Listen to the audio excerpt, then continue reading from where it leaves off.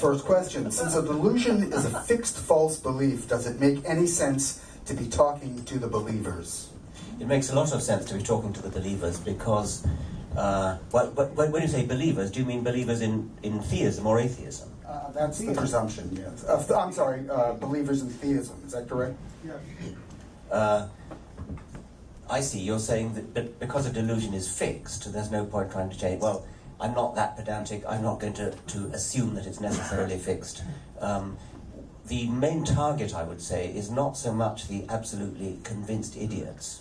The main target would be other people who really haven't thought about it very much and who haven't actually made up their minds, perhaps hardly realized that there was an issue at stake. So I don't think that I'm going to change the minds of a dyed-in-the-wool fundamentalist, but I do think that I can not exactly change the minds, but help make the mind up of the many people sitting on the fence, or perhaps who hardly even realized that there was a fence to sit on, and have more or less taken it for granted that they're Christian or Jewish, whatever it is, because their parents were, and never really given it very much thought. Those people, it seems to me, are ripe for influencing with a book like The God Delusion, and indeed the sort of activities that I gather this group does. This question I'm not going to read the whole question, I'm going to summarize it. What do you have to say? What do you think of people who struggle to cross the threshold of belief when they say, I don't believe in religion, but I won't stop believing in God? A lot of people say that, and I never really know what they mean exactly. I presume they mean that they don't subscribe to any particular religious denomination. They don't wish to call themselves Catholic or Presbyterian or Jewish or anything like that, but they believe in some sort of higher power. I would argue against them much the same way as I argue against anybody else. I mean, I think that there are cogent reasons not to believe in any kind of higher power. There are probably even stronger arguments not to believe in a particular beliefs of a particular sect, like the belief that Jesus was born of a virgin, or that wine turns into blood, or something like that. The world is frightful, and many need religion to cope. Should they be left alone?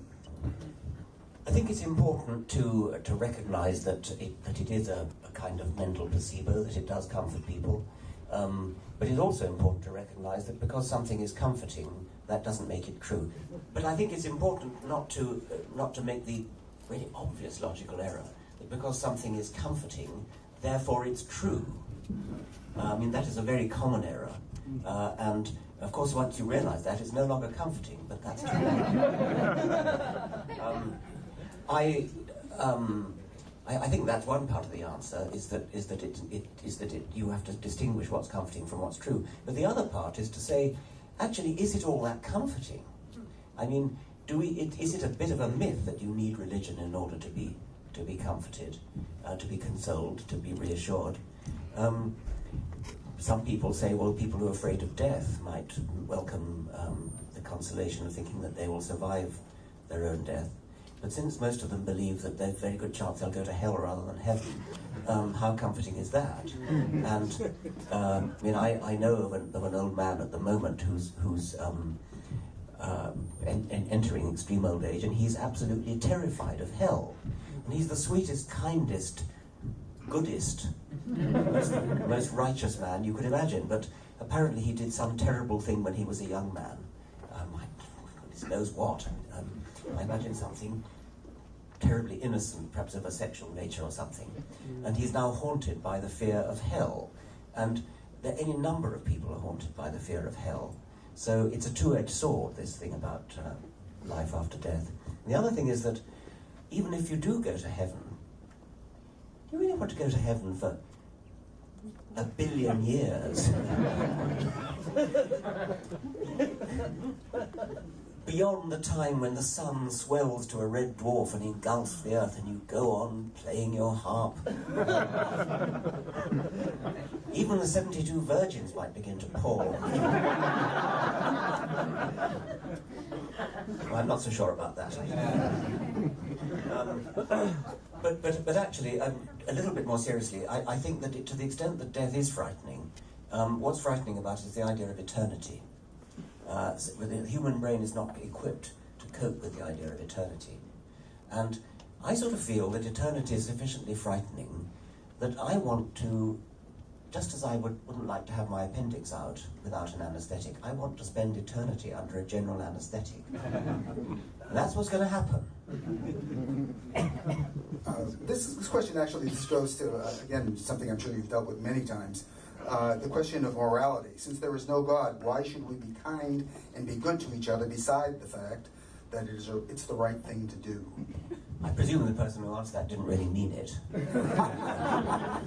I mean, the idea that the only reason somebody is moral is because they're religious is an idea that's little short of disgusting, actually. I mean, it suggests that we're all mercenary and that the only reason we're good is that we're frightened of being found out. Maybe that's true. If it is true, it's a rather ignoble reason. Stephen Pinker has an anecdote that is kind of vaguely relevant. Some of you have probably read it. At some time during Stephen's idealistic youth, teenage years, there was a strike of the police force in the city of Montreal where he lived. And as soon as the strike started, people started looting, smashing shop windows, stealing things. There was chaos reigned until finally the Mounties were called in to restore order. And this disillusioned the young Pinker because he was idealistic enough to think that people wouldn't just run riot and loot as soon as the police went. But of course it doesn't take very many, and that it is possibly true that about a fifth of people would riot if they didn't have a spy camera or a policeman looking at them. But it also suggests that since presumably God was still looking at them when the Montreal police were not looking at them, that the supervision of God isn't even very effective. It's certainly not a very moral reason for being moral. As for the suggestion that we get our morality from Scripture, well, I certainly hope we don't. And as a matter of fact, we obviously don't, because many of the moral precepts that you would find in Scripture are nowadays universally agreed to be horrible, like stoning people to death for breaking the Sabbath, or for adultery, or for minor peccadillos. So we don't, as a matter of fact, get our morality from Scripture, and we certainly shouldn't. Here's a really good question. What would you say are the costs? It says, reveal the costs, not necessarily financial, of superstitious thinking. Well, superstitious thinking, if you include homeopathy and things like that, quite a lot of people have actually died because they have put their trust in bogus quack medicine rather than the best medicine that science has to offer. As you know, if an alternative medicine is proved to work, it ceases to be alternative and becomes medicine. So that would be one cost of it. Waste of time, I suppose, would be another cost of it. I mean, the sheer amount of time people spend on their knees, totally wasted. The misery that it causes, personal human misery. That again is not a financial cost, but it is a very real human cost. I'm sure all of you can add to that list. Back to science fiction. Question is, advanced civilizations on exoplanets.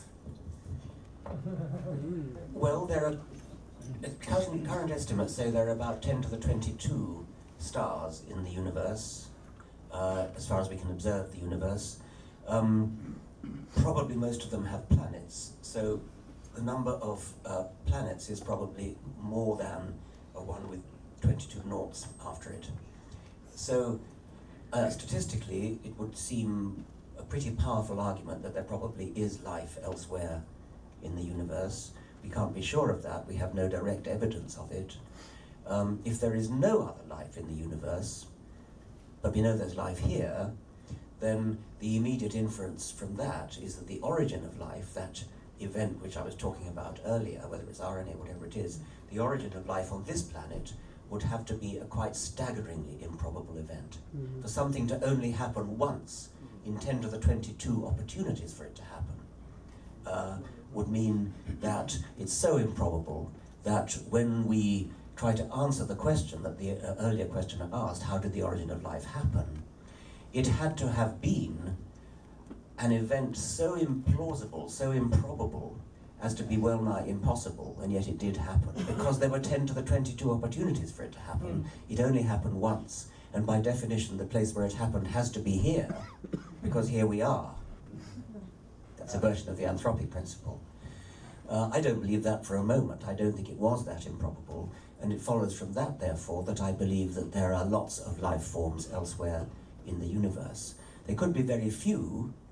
It could be as few as 1 billion planets have life forms. And note that I use the word few, because 1 billion compared to 10 to the 22 is a simply tiny number.